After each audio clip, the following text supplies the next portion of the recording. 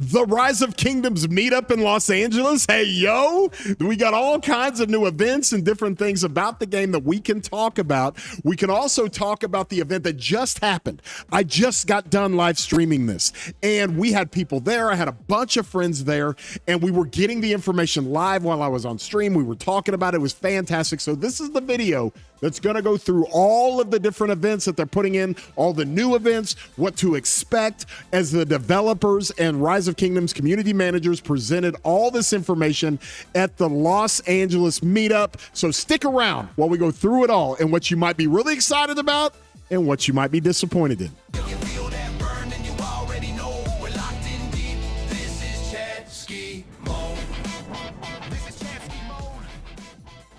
Hey everybody, I'm your boy War Daddy Chatsky. I do videos for Rise of Kingdoms. I am a sponsored content creator, and this is a video that's going to go through all the different things with the Los Angeles meetup. It just happened. I just got done streaming it. I'll have a card at the top if you're going to go back and watch that stream. And they do these meetups quite frequently, right? They do them all over the world, really. They've done it in Dubai. They've done it in Amsterdam. They've done it in Germany. They've done it in the United States a couple of times. So these are a lot of fun to go to if they come to your country. I highly advise you to do that if you're invested in the game. And it's great because I also release a whole bunch of new information. And so when you go to these events, this was a lot of fun. I had a ton of friends there. I was asked to be there. I could not make it. I've got family stuff I'm doing with spring break and kids and all that stuff, so I could not make it. But I was able to live stream it and give people live updates on what was happening with the meetup, because I had Crix, who was jumping on stream with us. He was there. He was giving us a kind of a preview before he went in to do the presentation. And after it was done, he also gave us some context to some of the things they talked about. We were streaming it. We were getting photos sent to us real time. We were talking about everything. It was a ton of fun. So that stream, you guys can watch. I'll also have it in the end screen. Everybody was there. You had people like Chiskel and Omni, or Chiskel was doing a live stream about it. It was really kind of cool how they did this, and it's a first-class production. And anytime they do these things, as we jump in here and look at this, first of all, they're going to do this thing right. They're going to make it really, really nice. And so what do? They make a Achilles statue? Is that what we're doing here? Goodness gracious. They put this thing together, and aesthetically, I'll zoom in on it here. Bear with me. You can see they've got a little Xeno cosplay going on to the left of it. Hey, yo, okay. But they also go through and they doll it up and make it really, really nice. I mean, look at this venue. Just beautiful in Los Angeles. They've always done these things so nice. And so you can see the setup is really, really good for the presentation. Obviously, the hall or the event location was just amazing and really, really cool to go to, really is. And they give back. They obviously feed you. They make sure that you're taken care of, and they play a lot of games. They have a ton of giveaways. And the most important thing for all of us nerds is that we want to know what they're doing with the game. Well, let's get into that, because one of the things we wanted to focus on when it came to the meetup was, are they going to release any teasers about the Archer commanders coming into the game? Are they going to release any teasers about the new inscriptions for Wedge 2.0 that's coming into the game? Those are the two main things we wanted to know. And so let's look at what they actually showed us. First and foremost, they went into an Ark of Osiris situation with a new gameplay of Ark of Osiris. Now, those of us who have played this, those of us who have done this, because they actually had a test with this and they did a pioneer version of it, you have a boss that you can go fight, and you can get different buffs, and you can get points by defeating a boss in Ark of Osiris. If they implement this in OL, oh my gosh, good luck, OL planners. Goodness gracious, because this adds a whole nother level of dynamics. That's the first thing that they talked about, okay? Okay, so when you see this, you come over here and they have a new gameplay story for KVK. Hey, yo, new KVK. I've also got some photos of the presentation at the meetup that will give more context to this. But they have Altar of Darkness rules. Okay, Altar of Darkness, let's go. And they have different situations when it comes to equipping one of 3 Bastion Commander skills as your support skill. New unit conversion items that allow you for more flexibility formations. Hey, yo, okay. And mysterious encounters await in the new Altar of Darkness gameplay. So there's all kinds of fun stuff to do. As you can see, they have different rules for this. We'll get more information on that KVK and how that works out. So they're just teasing that new story. Okay, next we've got Clash of Divine aisles, okay? This is a lot like, what's this a lot like? Olympia? This is an in-game situation. This game is played in an event style. There's a team-up mode to it or a matchmaking mode to it. This is not like a KVK. It's not like an OL or an ARC or anything. This is in-game. That's a lot more like Olympia. So this looks really cool, and how they're putting these new events in the game that are team-up events and a lot of fun. One of the big things that they changed or that they wanted to highlight was the special talent stuff that they do with equipment. Now, they tease this. Basically, they're going to have an event to where you can take one special talent piece of equipment and you can spin the gems. Now, if you look here, the gems have a big question mark on here, right? We don't know how much it's going to cost, and we hope it's not a lot, okay? But you can change. By the way, are those archer boots over on the left that are critted for infantry? Hey, yo, that was a mistake. But the point is, you can take a special talent and then you can convert that to whatever troop type you want, okay? That's one of the things that you're able to do.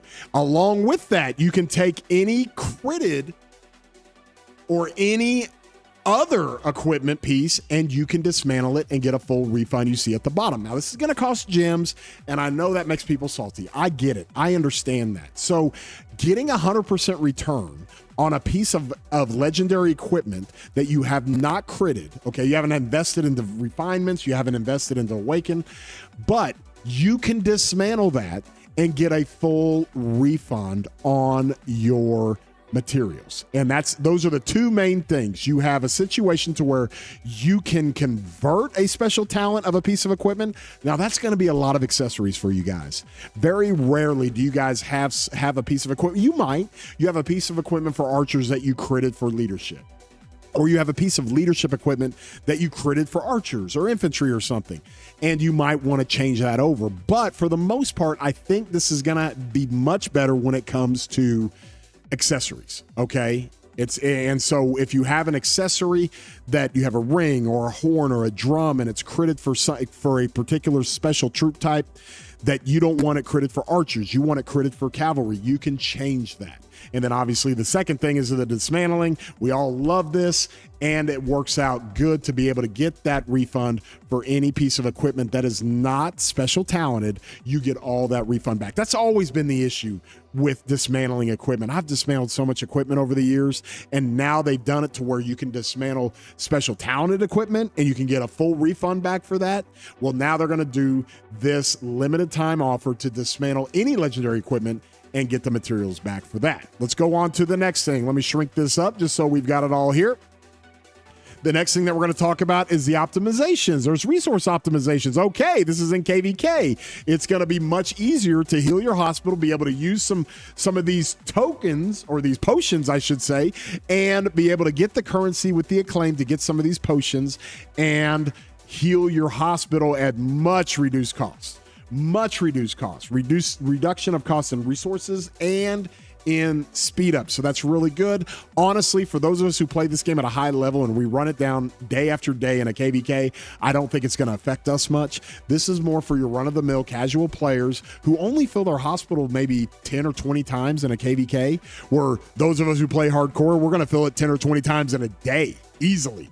And so from there, that's what I think we've got with that. On to the next thing. Hey, yo, classic city themes are returning. These city themes are coming back in. They've teased this about Zenith and how in Zenith of Power, you can collect the Zenith currency and it turns into legacy currency that you can use on old Zenith of Power skins. Okay, so they're going to bring those back. You can see Age of Devotion down there in the bottom left. That's a 10% infantry health city skin. Saints Halo, that's a 5% skill damage city skin. Babylonian Gardens, all these used to be Zenith city skins that they're going to bring back and you can get. So even if you don't spend your currency from the Zenith of Power event, even if you don't spend your currency at the current event, you can save it and you can collect that currency as you do some power-ups in Zenith of Power. You can collect that currency if you don't have to spend it, and you can spend it on legacy city themes, classic city themes. So this is going to be a lot of fun for a lot of players, okay? And so I've got my second account. I would absolutely love to get 15% infantry defense or 10% infantry health, because right now I'm just chilling at 10% defense. And it's a Garrison account. So from there, we've got to see how this is done, but I like the way that they're already telling us which ones are going to be done. So these are all 10% city themes. I can tell Saints Halo is the skill damage one, so will be good to see. All right, the next thing, hey, yo, new cosmetics for these commanders. Look, is Joan getting married? What are we doing with this? Look at her in her white gown and garment. They have skill effects, okay? So now we've got kind of commander skins to where you can put a new outfit on a commander. You get different skill effects, which is kind of cool. Multi-battle broadcast effects. When you beat an enemy, you get that. You also got marching effects. So this is really cool how they work that in. You got the same thing over here. Look at our boy CPO. Let's go. So CPO can put this on, and he's got different skill effects. He's got different multicast or multi-battle broadcast effects and his march effects. The commander outfits come with additional accessories, including effects for your skills, marching, multi-battle broadcast, and more. So stay tuned. This is part of the stuff they released, okay? So now we go to this. This is an alliance building cosmetic. Oh my gosh, we can decorate our alliance buildings. Alliance forts, alliance flags, all the different things, alliance territories, and everything else. So with that being said, that is a lot to digest. That's going to be cool to kind of see some of the cosmetics and see how those work out. Now we're going to go into the presentation at the meetup and analysis. So when we go through these presentations and we're going to look at everything that they released, we're going to go through it. So I'm going to zoom in on this a little bit. These are photos sent to me front row by Trauma and Cricks. They were keeping me updated during the live stream. Again, you guys can see that live stream at the end of this video. We were doing this real time. Literally, I was watching the video that Quacks was showing. I could see Trauma taking photos, and I knew where he was taking photos right in the front row, and I told everybody in the stream, we're going to be looking at the photo he just took in 30 seconds, and he would send it to me, and then we would go up and look at it. So this is the wedge formation. They're going to call it a boost, okay? Now, they teased this, or they talked about it in the patch notes. Wedge 2.0 is coming into the game. Okay, anybody that doesn't know, we have Wedge 2.0, okay? Wedge 2.0 is coming in about 9 days, I think. Just over 9 days, okay? It's a new skill damage formation, and that is coming into the game. Well, they teased it that if you are already far enough ahead on your wish list for your pity for Wedge, you can convert that over to Wedge 2.0, and your pity will convert. That way you don't have to start from scratch. And a lot of you free-to-plays and low spender, this is great for you. If you have any kind of advancement in the pity system for your Wedge, you can easily convert that to Wedge 2.0. And when you do, then you just pick up where you left off. Okay, that's why I told everybody, and I have a video about it, do not open up. If you're opening for Wedge, do not open up your armament choice chests for Wedge right now. Save them, because if you get a rare or get a special inscription, you want to be able to wait and open those to get that rare or special inscription for Wedge 2.0. That's very important. Now, there's an interesting little dynamic here that they did not discuss in the meetup. When the developers presented this, you see that little, it almost looks like a yin and yang arrow there. We know that as a swap icon in Rise of Kingdoms. Just when on the wedge formation, on that icon, you can see that little white arrow going back and forth. Does this mean we can change that for different formations? So if I have 6 out of 10 pity on Pincer, can I convert that to Wedge 2.0? We don't know that yet, but what they have told us in the patch notes is you can do Wedge and change it to Wedge 2.0, and that's what they're showing us here. But maybe you can do other formations. So that's something to think about. If you have Delta or if you have Pincer and you've got that advanced, can you change that over to Wedge 2.0, okay? Let's go into the next thing that we've got here. Oh my God, War Frenzy. Oh my God. So they addressed this at the meetup. Okay. I got to talk about this because they've done this a couple of different ways, and they did it again here. They didn't really answer the question on whether or not this is even really effective. But when they first released the War Frenzy cooldown, of course, for anybody that doesn't know, When you fight in a War Frenzy cooldown KVK, you cannot fight more than 16 hours in a 24-hour period. It happened live to me on stream where I got hit by miscalculating by just a couple of minutes, and I went on an 8-hour cooldown when I had already been not playing the game in the last 24 hours for 7 hours and 58 minutes. And so really it was a hard thing to do. They're doing some things to help to where players have knowledge of when their cooldown is coming up and how they can avoid that. But they go into this whole thing here. Can you make a War Frenzy cooldown system that Kingdoms can vote on? That's what the suggestion was. That's not from the developers. This is the actual suggestion. It seems unfair that there is no choice, and it would be fair to let all the participating kingdoms in the KVK map decide instead. Are you planning to continue with the War Frenzy restrictions? Now, they answered these questions in the meetup, and they basically kind of sidestepped it and said, hey, we're going to take a look at it.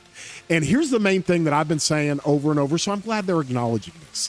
Since it seems the new forced rest periods won't be removed, from a developer perspective, why should I keep spending money on a game I can't enjoy 8 hours of every day? Okay, you're going to make me cool down for 8 hours. I've now been forced into a position where I'm basically spent years paying for a luxury vehicle, and that's what these are.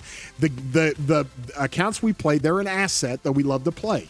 Okay, and they're comparing it to spending years paying for a luxury vehicle, and now I'm being told I can't drive it 30% of the day. That's pretty much it. Actually, it's 33% of the day, but that's pretty much it.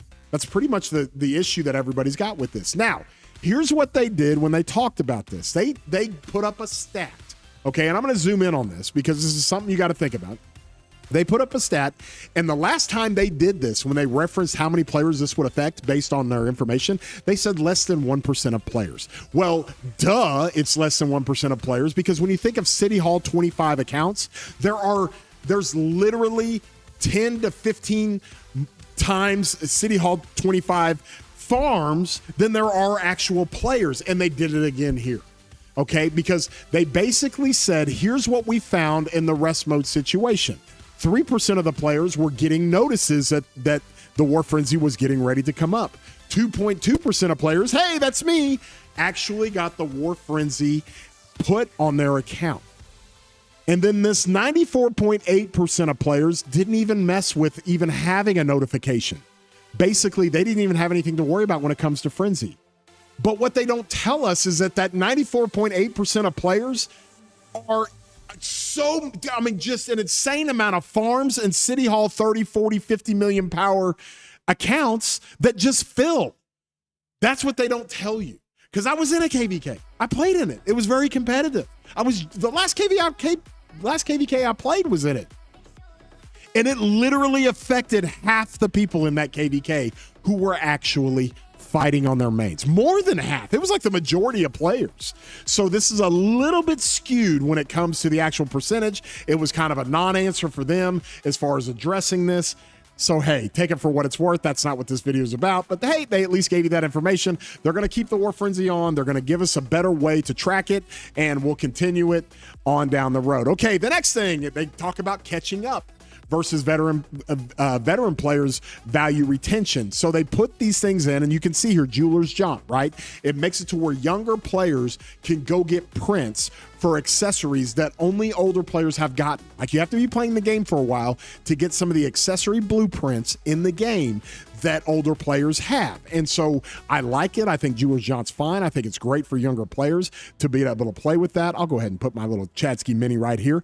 I think it's great for players to be able to play with that and be able to take advantage of that. So I'm good with that, okay? The next thing we have is the commander selection and design process. I thought this was cool. So in the meetup, they went through how they design a commander, what they go through. This is their actual drawings of their design team, their horse of the commander, the equipment, the shield, the sword, the spear, all of it. It's really pretty cool, and how they design the skill icons, which is really cool. So that was kind of a cool thing that they did for us there. So the next thing is really, really important, and the most important thing and what the video is all about. Save the best for last.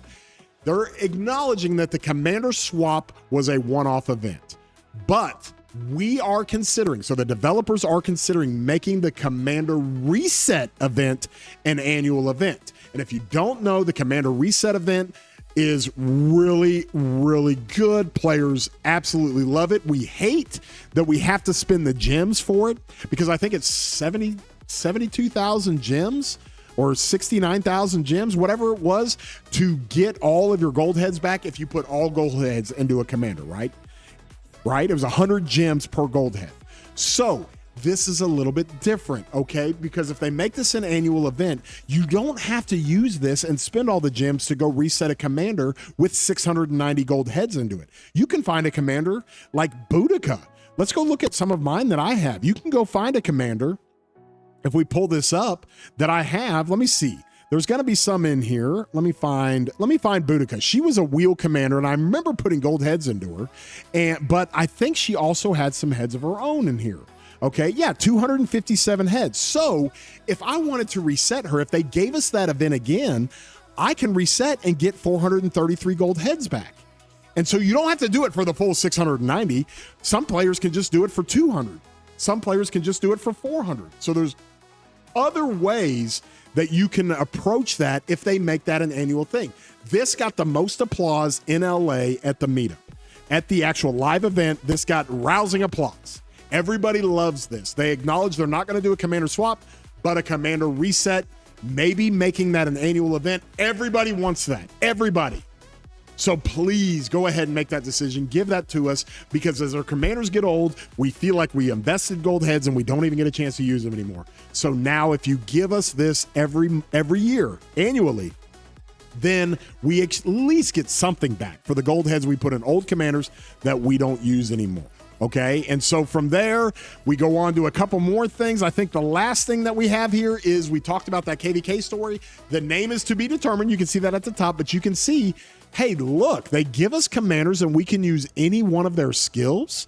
Okay, so it's just basically a different type of support skill that you can attach to commanders you're going to use in the field. You can grab a support skill from a commander you're not using, and you can choose which one. Well, I see Joan of Arc there, and if I've got Joan of Arc Epic, I'm using her normal damage skill because that thing is 25% normal damage perpetually. I'm all in on that. So with that being said, that kind of concluded all the things that they talked about. There were a couple other things that they brought up, but the main thing for everybody is this thing right here.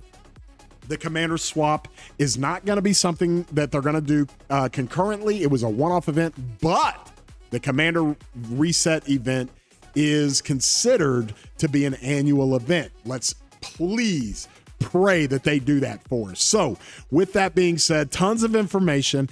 This event's a lot of fun for a lot of people in Los Angeles. Cool inside look on a lot of things. There's all kinds of stuff that they address here when it comes to different mechanics in the game, different things they've released in the game, the information they've got from that. We got confirmation on the Wedge formation, but we got to figure out if Wedge 2.0 can be converted from anything besides just Wedge. Maybe it's Pincer, maybe it's Delta. Hey, yo, we'll find out. And they went through some of the cool stuff here when it came to some of the skins and cosmetics you can get for commanders, obviously, as well. Of course, Joan looks like she's getting married, and you come in here, they release some of these old city themes that we're going to see probably in Zenith of Power, and then optimizations for your healing costs and some of these KVKs. Also, we talked about the special talent equipment conversion, and we talked about the material refund that you can do as well. So with that and the in-game deal that we've got with the Divine Isles, we'll see how that thing works out. Looks like a lot of fun. Also, a new KVK story we had talked about with those commander support skills. Also, you have new Altar of Darkness rules. So this should be fun with a new story on KVK, and then the game plan, of course, on our Ark of Osiris and Osiris League. So if you enjoyed this video, throw a like on here. And if you have not subscribed, consider doing so. Really helps out the channel, and wanted to give people a first look at all the different things they released in the Los Angeles meetup. And with that being said, we hope you have a great day, broskis.